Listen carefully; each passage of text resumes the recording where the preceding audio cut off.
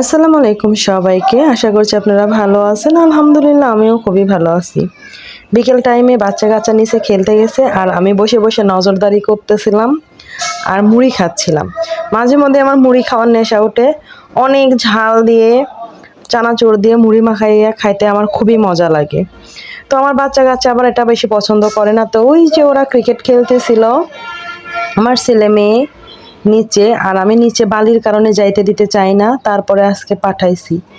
তো যাই হোক, রাতের বেলা পড়াশোনা কমপ্লিট করার পরে আমি কিছুক্ষণ রান্নাঘরে ছিলাম। এসে দেখি আমার মেয়ে লক্ষ্মী মেয়ের মতো ঘুমায় গেছে, আর আমার ছেলে এই যে ড্যাব ড্যাব করে তাকায় আছে টিভির দিকে। আর টিভিতে দেখছেন কি চলে? শুধু গেমস। আর মেয়ে দেখছেন কত লক্ষ্মীর মতো ঘুমাচ্ছে। আর এ তো ঘুমাবে না সহজে, কারণ আমাকে তো আগে জ্বালাইতে হবে, তারপরে তো ঘুম। আর এই যে একের পর এক বলতেছে এখন এই গেমস দেখবো না, এখন আমাকে এটা দিয়ে দাও, এটা চেঞ্জ করে দাও, কারণ তার কাজই এগুলা। আর ঘুমাইতে ঘুমাইতে আমি ঘুমায় যাবনি, অথচ তার ঘুম ধরে না।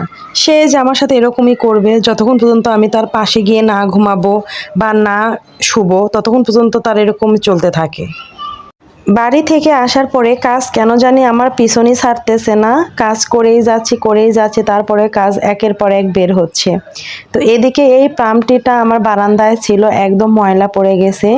অনেক পছন্দের গাছগুলো আমার, ভাবলাম যে এটা আমি রুমে রাখবো, এই জন্য সুন্দর করে মুছতেছিলাম।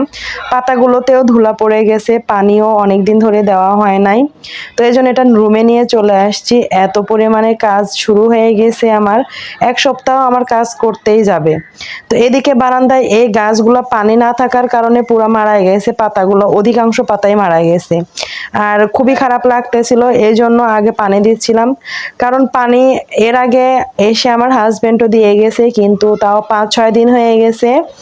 আর যে রোদের তীব্রতা বা যে গরম, এই গরমে প্রত্যেকটা দিনই পানি দেওয়া দরকার ছিল, কিন্তু বাসায় ছিলাম না জন্যে পুরা গাছের গোড়াগুলো একদম খা খা করতেছে পানির জন্য। তো এই জন্য এসে আগের দিন পানি দিয়েছি, আবার আজকেও পানি দিচ্ছিলাম।